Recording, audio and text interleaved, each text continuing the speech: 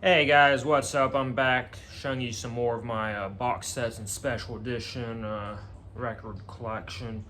So today I'm going to only show off one set.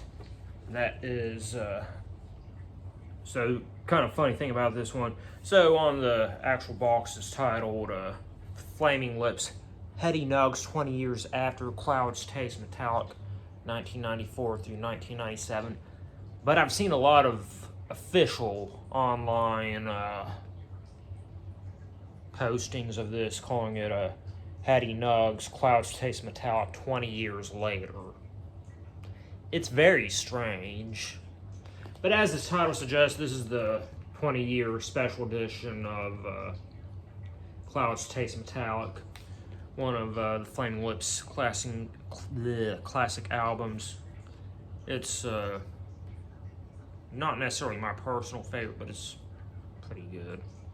Yeah, this is all I'm going to be showing off today. Just this. I think I'm going to go through all of these special editions by artists. So the more I have from an artist, the more I'm going to show off. The less I have, the less I'm going to show off. This is pretty straightforward. It has a lot of vinyl. It doesn't have a lot of extra gimmicks to it. One thing I only recently noticed, so these sort of like simulated photo defects, kind of like how it spreads to the bottom of that. Yeah, this is a numbered edition. I have number 1,875. I can't remember how many were made total. Probably around 5,000, but I think there's a few different variants of this. Like, I believe there's a colored variant. I just have the black vinyl, though. So, start off, we have the main feature, Clouds Taste Metallic. I've already shown off the standard edition of this album in my vinyl collection videos. Actually, I haven't listened to this one yet. At the time I'm recording this, which is several months before I'm going to actually be posting it, I've only listened to the other things that are in this once. I've fairly recently got this. But yeah, here's a look at the vinyl. Black vinyl, orange label.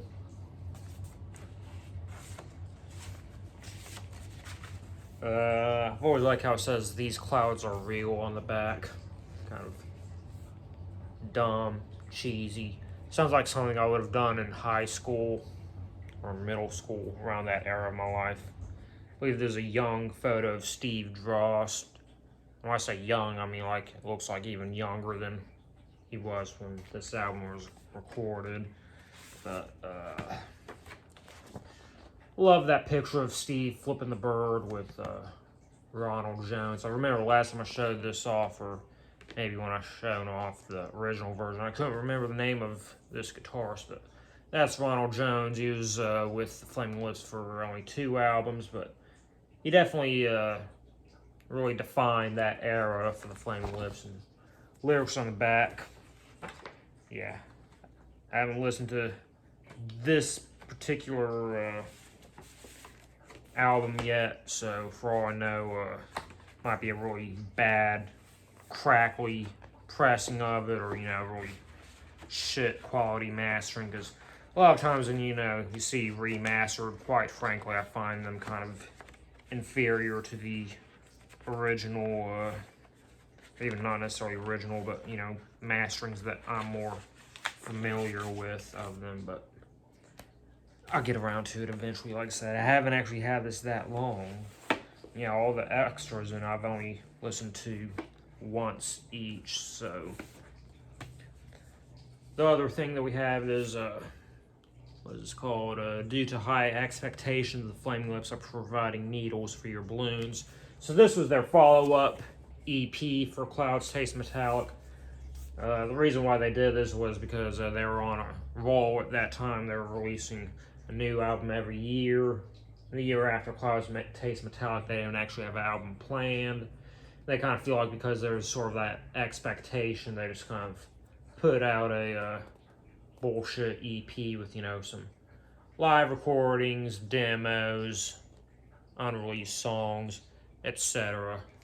I think it's kind of funny how it has the barcode right on there. That's not just this pressing of it, like they all have that barcode on there. I just think it's kind of funny. Yeah, it's all black vinyl. This one has a purple label.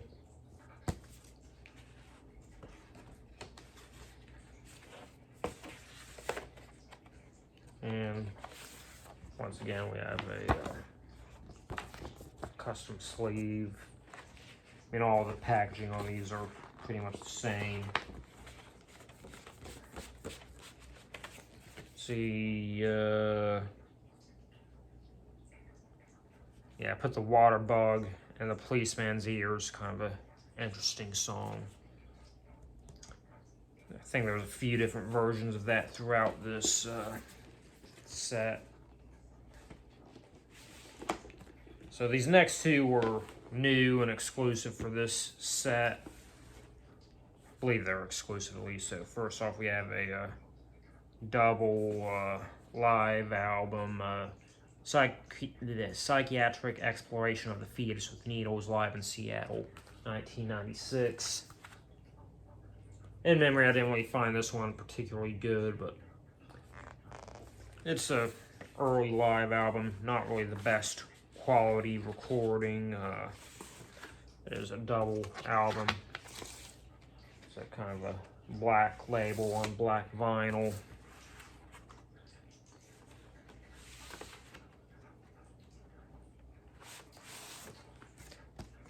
Here's that second disc.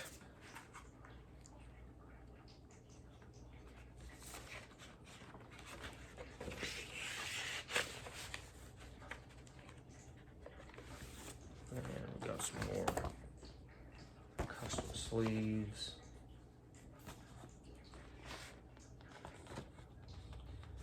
I doubt this was actually taken during the show because, I mean, looking at it, that's a pretty big crowd. Looks like it was outdoor. And just by the sound of it, like the quality and, you know, the noise level of the crowd, to me it sounds like it was recorded in a fairly small bar, I would say.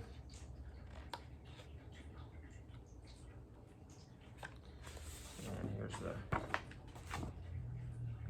other sleeve. I think it's funny here because it says thank you for not smoking, and here we got Steve, I believe that Steve there, smoking a cigarette.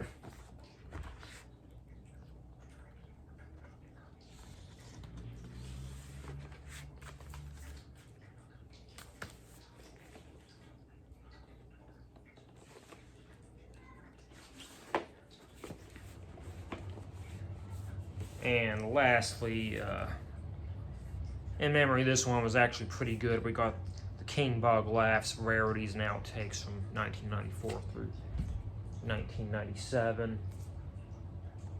Let's see if I recognize any particular songs. Yeah, they have a really good cover of Life on Mars, the David Bowie song on here. So I have another recording on here. There we go. Someone, I think that's once again Steve. It's funny how Steve gets all the best pictures in this set, but yeah, Steve flipping the bird again. Can't really identify who that is, but looks like he's got some funny handmade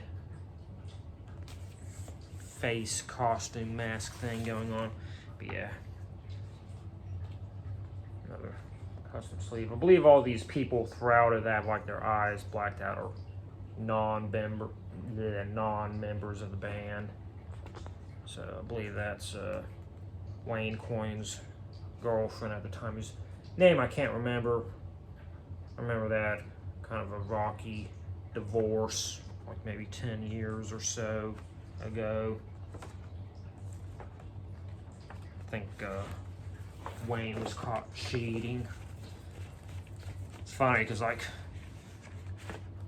I used to follow Wayne Coyne on Instagram, and he was like constantly posting pictures of naked ladies, including his wife, and obviously he got banned from Instagram several times for that.